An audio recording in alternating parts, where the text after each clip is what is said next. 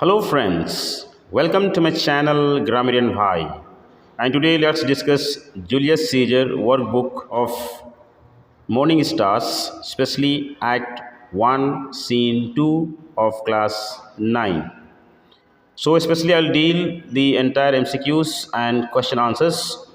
So maybe little bit video could be long, so remain till the end of the videos. So here is the multiple choice questions. So the first one, and each questions have 4 options, and I'm not going to read all the options. To save your time, I will tell only the correct answers. Caesar dismissed the soothsayer when he warned him of the Ides of March. As first one, option A is correct, that is a daydreamer. Second one, what would happen when Antony would touch Calpurnia during the traditional foot race? So the correct option is C. She would be cured of infertility.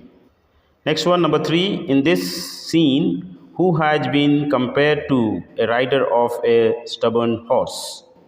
So the correct option is C. Brutus. Number 4, according to Brutus, which trait of Antony does he lack? So the correct option is B. Liveliness. Number 5, what did Cassius accuse Brutus of in this scene? So the correct option is A. Being unfriendly towards him. Number 6, what reason did Brutus give for being unfriendly towards Cassius? So the correct option is C. His own conflicting emotions. Number 7, what is meant by age yokes as spoken by Cassius? So the correct option is A. Oppression under Caesar's rule. Next one, number 8, what does Cassius say to manipulate Brutus to his side? So the option B is correct, that is, Brutus cannot see his own worthiness. Number 9, to all the root then hold me dangerous. What is meant by root and whom does it hold dangerous? So the correct option is C. Mob Cassius. Number 10, for whom does Brutus say I love him well? So the correct option is D. Caesar. Next one, which virtue of Brutus is Cassius talking about in this scene? So the correct option is B. He loves honor more than he fears of death. Next, number 12, Cassius compares himself to which ancestor of his when he talks about Caesar from drowning? So the correct option is A. Ananias. 13, according to Cassius, Caesar is mortal because he is subject to, option A is correct, drowning and fever. Number 14, what does Cassius convince Brutus of by giving examples of Caesar's drowning and sickness episodes? So the correct option is D. Caesar is weak and vulnerable. Number 15, which trait of Cassius' personality is revealed in this scene? So option B is correct, clever manipulator. Number 16, which characteristics trait of Brutus is revealed when he is confronted making moral choices? So the correct option is A. Slow, confused idealists. Number 17, Cassius says that Rome has space only for one great man.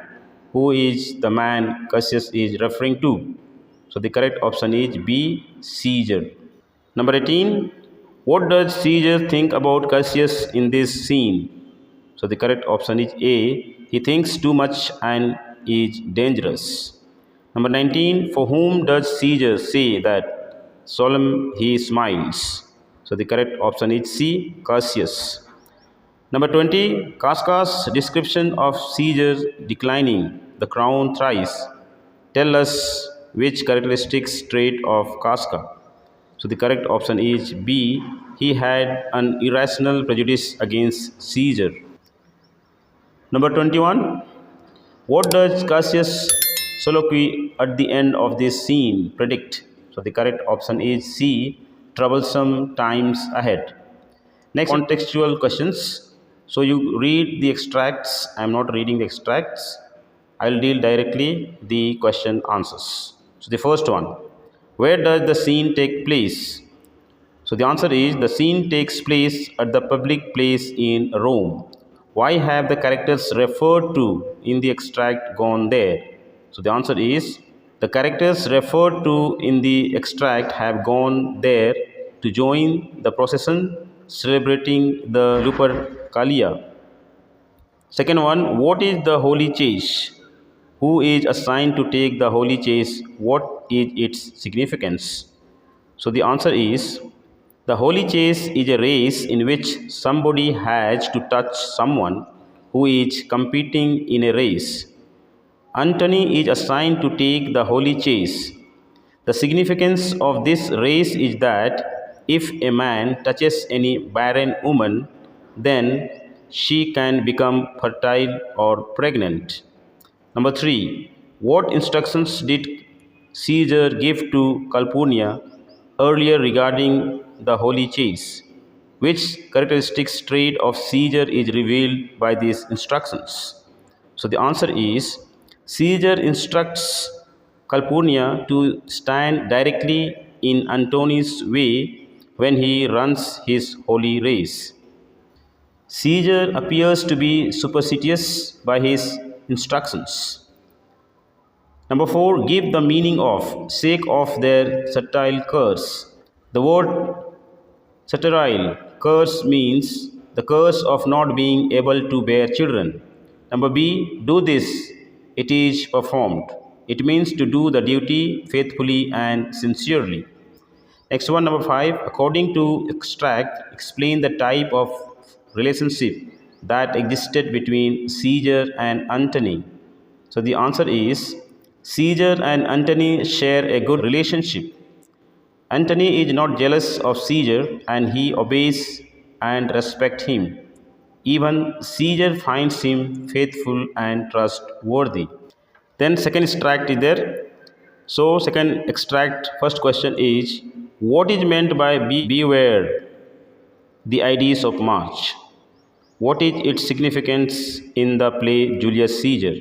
So the answer is, it means that on 15th March, the day on which Julius Caesar will be assassinated. Its significance is that on the Ides of March 15, Julius Caesar was assassinated by a group of senators. Number 3, what was Caesar's reaction to the soothsayer's warning? What light does this reaction throw on Caesar's character? So the answer is, Caesar pays no heed to the soothsayer's warning. Caesar moves on without paying attention to the soothsayers, which indicates that he is confident enough that nobody can harm him, hence remains aloof. Third one, what in your opinion is the soothsayer's motive in warning Caesars to beware the Ides of March? Which theme in the play is revealed through soothsayer's wording and Caesar's denial of it? So the answer is, the soothsayer's motive in warning Caesar to beware the Ides of March is to make Caesar aware that his life was at risk. The question of fate's role in Caesar's future is revealed through soothsayer's warning and Caesar's denial of it. So the theme is fate versus will. Next one, number 4. Why does Caesar want the soothsayer to look at him? What does Caesar think of the soothsayer? So the answer is, Caesar wants the soothsayer to look at him because he is curious to know who issued the warning and asks him to come forward. Caesar thinks that the soothsayer is a daydreamer and mocks at him. Number 5. Give 2 other examples of warning about the danger which is in the store of Caesar. So the answer is, a soothsayer approaches Caesar and warns him to beware the Ides of March, the 15th day of March. Caesar ignores him and continues on to the festival. Hence, the denial of soothsayer's warning Caesar lost his life. He was assassinated on the IDs of March 15. Next one, extract 3 is there. And the first question is that, where are Brutus and Cassius at this time? What does Cassius observe about Brutus? So the answer is, Brutus and Cassius are at a public place in Rome. Cassius observes about Brutus is that he seems to be aloof lately. Second one, why does Brutus not go along with Caesar to the games? With whom does Brutus contrast himself? How? So the answer is, Brutus does not go along with Caesar to the games because he is not fond of sport. He compares himself with Antony. He lacks quick spirit, that is, liveliness, which Antony has. Next, number 3, what does Cassius accuse Brutus of? What reply does Brutus give? So the answer is, Cassius accuses Brutus for becoming too strict and too strange to a person. Brutus replies Cassius not to misunderstand him. He is worrying with conflicting feelings and emotions, thoughts that only concern him. Number 4, give the meaning of you bear too stubborn and too strange a hand. It means Brutus' behavior appears too strict and weird towards a friend who loves him. Be vexed I am of late with passions of some difference. That means conflicting thoughts and emotions which he is going through at the moment. Number 5, what do you think is the motive of Cassius in professing friendship to Brutus? What type of a person is Cassius?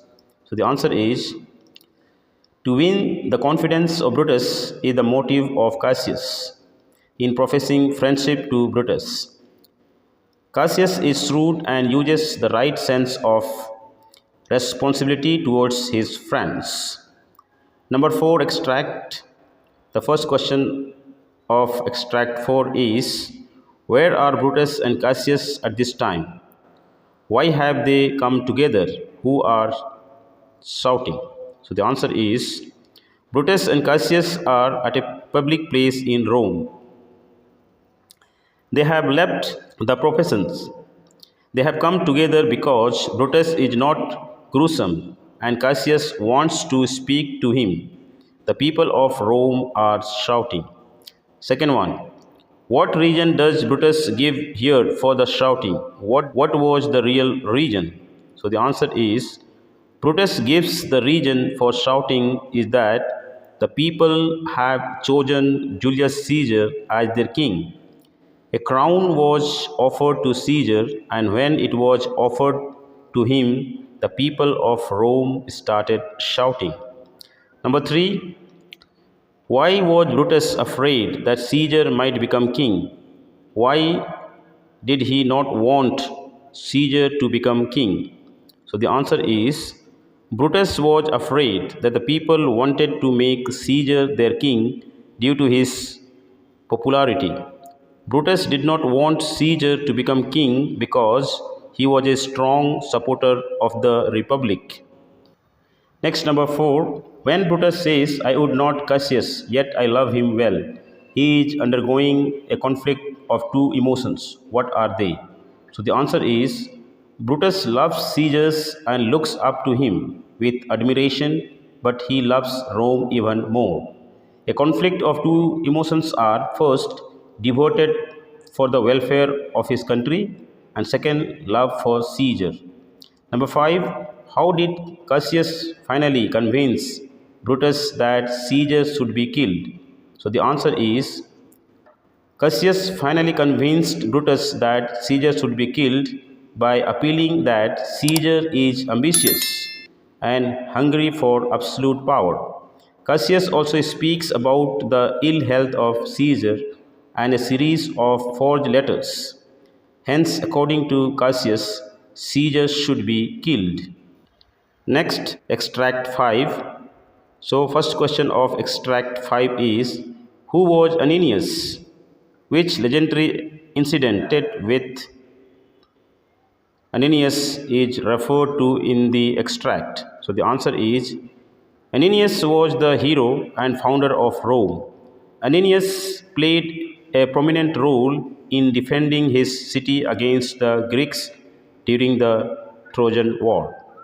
Why does Cassius compare himself to Ananias? So the answer is Cassius compares himself to Ananias, the great and powerful founder of Rome, because, like Ananias, Cassius is going to save Rome. He thinks that Caesar as an old, feeble man and himself as a hero like Ananias. Number three, what is this man that grudge does Cassius harbor against this man? So the answer is this man refers to Julius Caesar. Cassius considers Julius Caesar as a threat to the liberty of Rome. Caesar has become godlike and more powerful, and Cassius is just a wretched creature. Number 4, just before the extract, Cassius states that he is equal to Caesar in three aspects. What are these three aspects?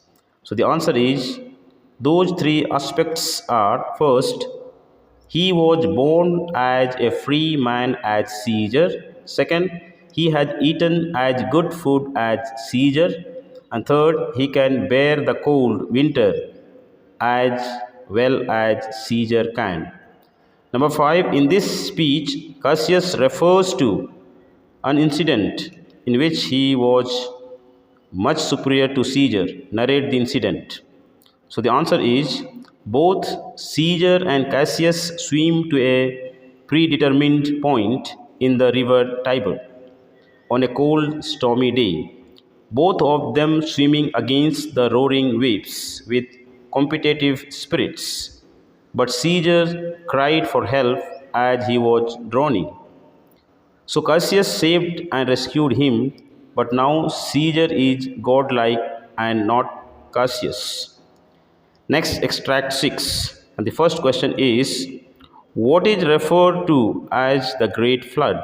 Why is this expression used in the text? So the answer is, the Great Flood is an allusion to ancient Greek myth of Deucalion, where Zeus drowned mankind. This expression is used for a comparison between the past and the present. Who is referred to as one only man? Why is he so referred to? So the answer is Julius Caesar is referred as one only man. He is referred to so because his immense popularity and growing political power in Rome is greater. Number 3, what arguments does Cassius give just before the extract to show Caesar is not superior to Brutus? So the answer is Cassius argues that the name of Brutus is as beautiful as the name of Caesar. Cassius claims that Brutus has as much support as Caesar. He also says that Brutus is more fit to take the position than Caesar. Next one, there was a Brutus. Who was this Brutus? What would have he done in Rome? So the answer is Brutus was a leader of the group who expelled the Tarquinian kings from Rome. Brutus would have tolerated the devil to be the ruler of Rome. Next, number 5, with reference to one incident, state how Cassius was a shrewd manipulator. So the answer is Cassius was a shrewd manipulator. He planned to manipulate Brutus by throwing several forged letters through his window, each designed to encourage Brutus to rise up against Caesar. Hence, Brutus kills his own friend Caesar. The next, we have extract 7, and the first question of extract 7 is, of whom is Caesar speaking? Which two traits of the man is he talking about? So the answer is Julius Caesar is speaking to Cassius. True traits of the man is, first, Cassius is a great observer. He understands the motive of the people of Rome. Second, Cassius is sulky. He is jealous when he sees somebody greater than himself. Second one, do the earlier episodes in the play suggest that Caesar has judged this person's character accurately? Explain briefly. So the answer is yes. The earlier episodes in the play suggest that Caesar had judged this person's character accurately. Caesar is a shrewd judge of character. He finds out Cassius as a dangerous and manipulator man. Jealousy is the strongest motive of Cassius. He has plotted conspiracy against Caesar. Third one, immediately before this speech, what type of man has Caesar said he prefers? How is the man referred in this extract different from that? So the answer is Caesar prefers men who are fat, sleek headed, and well slept. Cassius was just the opposite. He has a lean and hungry look. Number 4. What personal physical weaknesses is revealed by Caesar in the remaining part of this speech? What contrast is created by this revelation with the last two lines of the extract? So the answer is Caesar cannot hear from the left ear. This is his physical weakness. He has this weakness, yet he holds a greater position than Cassius.